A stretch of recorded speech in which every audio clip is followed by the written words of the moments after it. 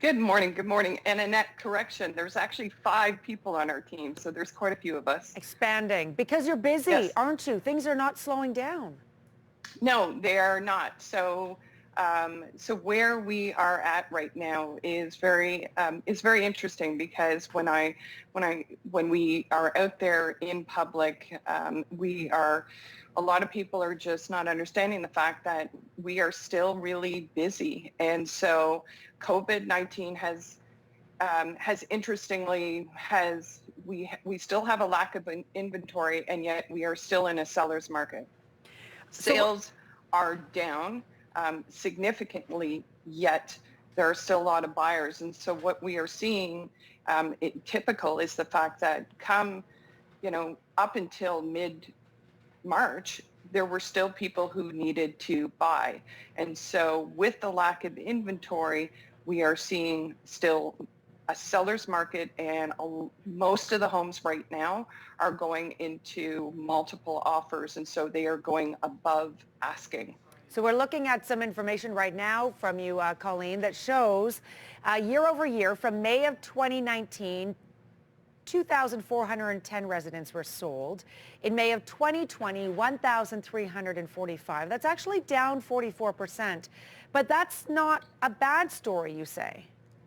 It is. It's not, because so we're down that 44%, and the May average is about just over 2,000. So it's just under 2,100. So that's the May average. Yet understand, when people get, the market's down, I as I've discussed before, don't get caught up in the Toronto news or the Vancouver news. We need to focus on Ottawa news. And why that is happening is the fact that there's still a lack of inventory. Okay. So sales are down because there aren't homes to buy. Very interestingly enough, and we'll talk about this further, I've had out-of-towners, and normally with out-of-towners, I'm showing them, 15 to 25 homes, and I only could show them 4. Wow. So that is why the sales are down. Yeah, sales are down because you don't have the homes, but the homes that are up for sale are selling quick, over asking, and with multiple offers. Let's have a look at the prices if we can, because I know the prices of what we're seeing is important too. So the average price for a condo, $343,600. This is for the month of May. So last month, a single family home, the average price for that in our city, $548,140. So what does that story tell us, Colleen? So that tells us that, again, as I've mentioned numerous times, we're still having a market correction. We're not in an inflated market. We are not in a bubble at all.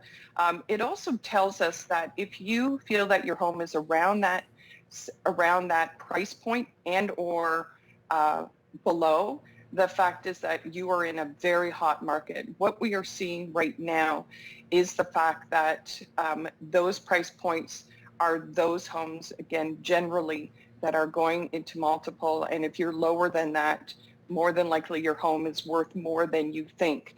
And this is something that I think a lot of my colleagues and I will agree with. If you're thinking of selling, I would sell now, because I think you'd be surprised how much your home is actually worth. All right, we're going to take a quick break, but when we return, we're going to keep the conversation going with Colleen with regards to what buying and selling a home during a pandemic looks like. Colleen from Wilda. Wilda writes, do you believe virtual showings will become the new normal even after the end of the pandemic?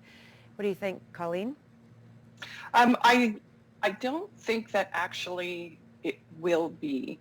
I know that a lot of people would rather do virtual, but you have to understand, a home purchase is a very personal one and a very emotional one. It doesn't matter what the situation is. The fact is that people want to come into the home and actually see it and feel it. And so I feel that when you are selling a home in this market, you definitely have to be prepared to have people in your home with safety precautions that all my colleagues and I are doing in play. So no, I don't believe that it will be. Let's talk about some of the things we are doing right now during the pandemic. What is that experience like if you want to look into a home? So right now, when we are looking to buy in a home, there's a few things that you have to be prepared for. And we are definitely, we are thankful that finally we have an Ottawa form by our governing board that is a COVID form that both the agent and the buyer have to sign to ensure that they have not been exposed, and if they have been exposed, that they have done the 2-week isolation period. The other thing as well is that you may really have to be prepared to wear a mask and keep your showing under 30 minutes and be polite about that. We are finding that some people are loitering kind of through the home, and the fact is that right now a lot of showings have been reduced from 1 hour to 30 minutes. And so it requires a buyer to go through a home a little more quickly. The also is, as we talked about even in the early winter, is the fact that you have to be ready to purchase. So a lot of homes, as I mentioned, are going into multiple offers. So what does that mean? It means that you need to have your financing in order. You need to either do a pre-inspection before you put in your offer a lot of times. So that's something that a lot of people are doing. Mm-hmm. In addition to, if you have a home to sell, it depends on what home you have to sell, but most of the time your agent can help you with timing. But what we refer to as a first refusal, which is putting in an offer based on selling your home, is not really going very far because the market is moving so fast. And so COVID has slowed things down, but really hasn't affected the market that much. Do you expect it to continue this way? We do for a while, actually, until we see, we are all hearing, and we don't know, right? We don't know what October will bring. We keep hearing that, we may have phase 1 come back in October. And yet, as realtors, there are people who have to sell, who are going through unfortunate, difficult times, or they have to actually move because they've been transferred. Right. So we are in a very humble sense, we are actually still essential workers. And so we are doing our best to protect our buyers and protect our sellers when we are exposing them when going into their home. But I do not expect at any point in time right at this point, right, that the market will slow down. I think what we are going to experience is the old-fashioned spring market happening throughout the summer. Okay. I fully expect that I'm going to be very busy this summer. All right, we're going to keep this conversation going. If you have any questions for Colleen, 789-6559, extension 2803, ottawa.morning@ctv.ca. We're back after this. Market in our city right now during a pandemic. We have another question that's come in from another viewer this morning.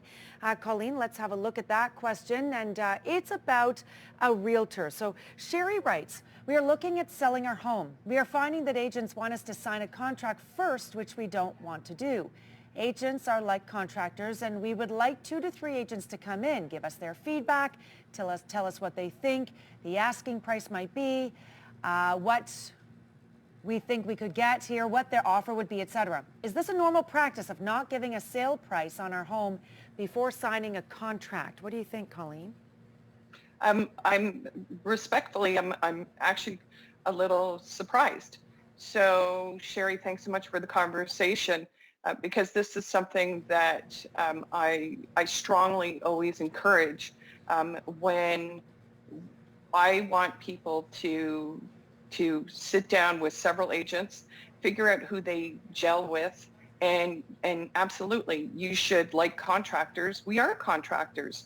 And the fact is that you should interview 3 or 4 agents, find the one that you really like.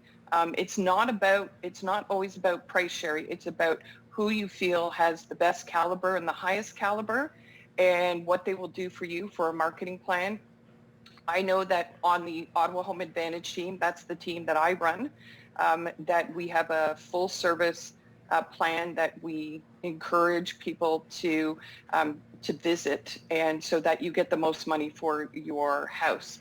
it's not just about signing a contract. So I'm sorry you've had that experience, because I do feel that you do need to interview, just like a job. It's a job application. That's the way I see it. Is price part of that conversation, Colleen, before they decide who they want to go with? Can they get the price as to what they think their house would go for? Absolutely. So the way that I run my listing appointment is I tell you a bit about my team, as well as the brokerage that I run. In addition to the marketing plan that I've mentioned, it's an 18-point marketing plan. We talk, and then we talk about price, and I do it full transparency. We actually open the back end of MLS just so that you can see that I'm being honest with you, and I'm not stretching the truth just to get the listing, but I'm also not lowering it just so that that you lose money. And talk about strategies. We've talked about it today, where the fact is you either price your home right on the money and look at the first offer that comes in, or you price it slightly aggressive and see if you can get over. I would be happy to have a conversation with Sherry if she was ever willing. Yeah, and that's an important part of it, right? Because a good realtor, one you can feel comfortable with, will be transparent, give you all that information, and do their homework too. And I know you've often said that people should be encouraged to ask around and see who's willing to do the work for them. Absolutely, and ask around in regards to, we're very transparent about our numbers and what we do, and every realtor out there right now, all of us, are not seeing numbers like we did last year, but we are, my colleagues and I are all working really hard and want to represent our sellers and our buyers at the best. And I honestly believe that as a realtor, as a broker of record and owner, my agents, I encourage them to have that honesty and that integrity in order to service our clients the best. All right, Colleen, thank you so much. I hope that answered your question, Sherry. And if you want to get a hold of Colleen, there's all the information on your screen, the Colleen Lyle Real Estate Team. Phone number 613-417-3599, ColleenLyle.com.